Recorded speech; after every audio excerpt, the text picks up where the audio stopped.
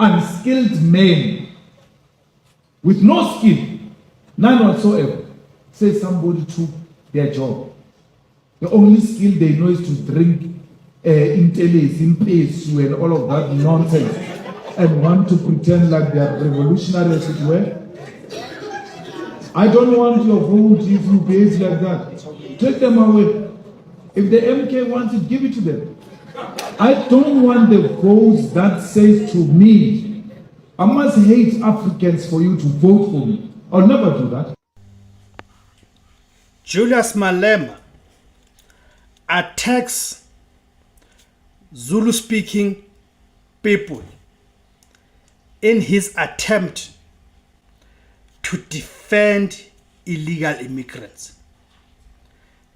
He even goes to an extent of saying that Zulus are unskilled and all they know is drinking intelezi and mpesu. That's just how desperate is Julius Malema in his attempts to defend illegal immigrants in this country. And this leads us to the question to say, what is in it for Julius Malema? It cannot be that he's willing to risk everything, go against South Africans in their genuine concerns and frustration about the presence of illegal immigrants in this country. He's willing to risk it all. So any critical thinking individual will have to ask the question to say, but wait a minute, what is in it for this fellow?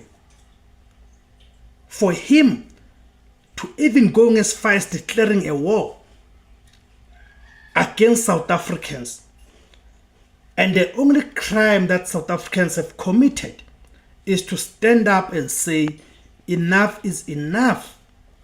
The presence of illegal immigrants in this country has become harmful to South Africans, and South Africans are saying this cannot go on unchallenged. So Julius Malema versus Zulu identity.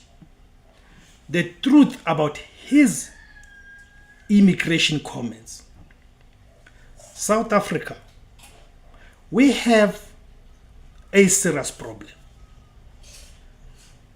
A problem that goes beyond politics, beyond just elections, and straight into the heart of who we are as a people, of who we are as Africans. Because right now as we speak, a storm is brewing around the leader of the EFF, Julius Malema. After controversial remarks linked to Zulu-speaking people, identity, and immigration.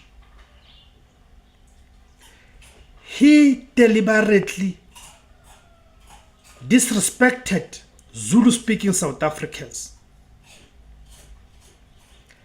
and visited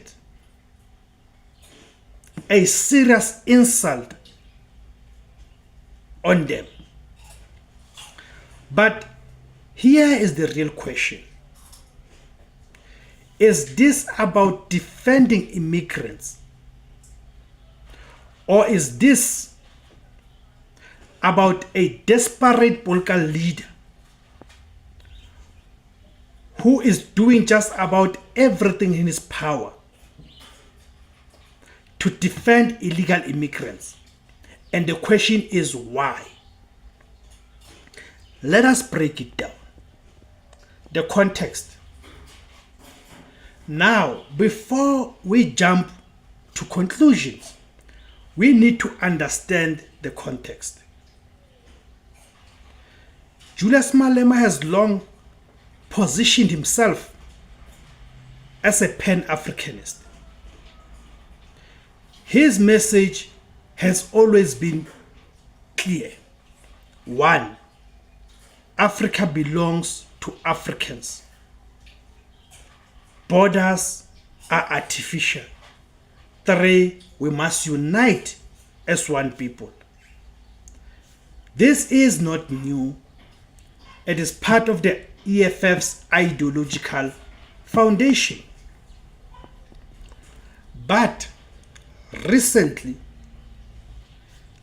his comments and insults have sparked outrage, especially among the Zulu-speaking communities. Why is that? Because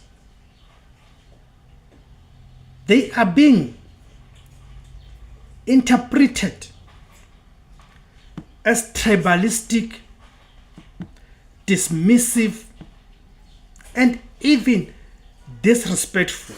And indeed, they are tribalistic and disrespectful towards the Zulu-speaking people. And in a country like South Africa, where identity is deeply tied to language, culture, and history, that's a very dangerous line to walk, and Julius Malema ought to have known that. The controversy. Let us address the issue head on. Julius Malema, when addressing people, made statements that the people who are chasing out or people who are protesting about the presence of foreign nationals, especially illegal foreigners in this country, and we know the people who are at the forefront of that, it is the Zulu-speaking people. He says that those people are unskilled and overly associated with certain lifestyles such as intelezi and impesu. Now, whether these remarks are taken out of context or not, the reaction tells us something very important. Number 1, that people are feeling attacked. Number 2, people are feeling disrespected. Number 3, people are demanding accountability. But here's where we must be careful. In today's social media era, making such remarks, right, can easily be weaponized and be used as a prejudice against certain groups. So, instead of blindly reacting, we must ask, why is Julius Malema choosing to visit such an insult on the Zulu-speaking people? And what is his intention? What is he trying to achieve? Because leadership is not just about what you say, it is about how your words are received. The migration debate. Now let us zoom out. This is not just about Malema. This is about the bigger issue, the illegal immigration in South Africa.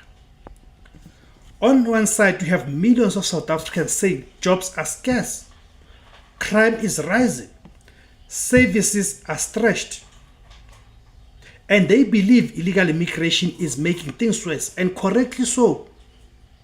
Their belief is correct. On the other side, you've got leaders like Julius Malema, who instead of going at the core of the complaints and the frustrations of South Africans, choose to insult South Africans and try to silence them by labeling them as xenophobic. So the identity politics, this is where things get even more complicated. Because now the debate is no longer just about South Africans versus immigration. It is becoming South Africans versus each other. And people like Julius Malema are at the core of that. Right. We are starting to divide ourselves. And that is exactly what weakens us as black people. Because history has already taught us division is the easiest way to maintain, or rather to control people. Unity is the hardest thing to maintain, especially if you've got leaders like Julius Malema in society. So when political leaders speak, they must understand their words can either unite or they can divide. There is no in between. Right? So whether you support Julius Malema or not, whether you agree with his views or not, one thing is clear. South Africa cannot afford reckless leaders like Julius Malema. We need honest conversations. We need responsible leadership. And most importantly, we need unity. Because without it, we all lose. If you believe South Africa deserves leadership and real solutions, like this video, subscribe to IZWI LABANSUNDU, and join the conversation in the comments and join to become a member. Do you think Julius Malema went too far? Or is he being misunderstood? Let us talk.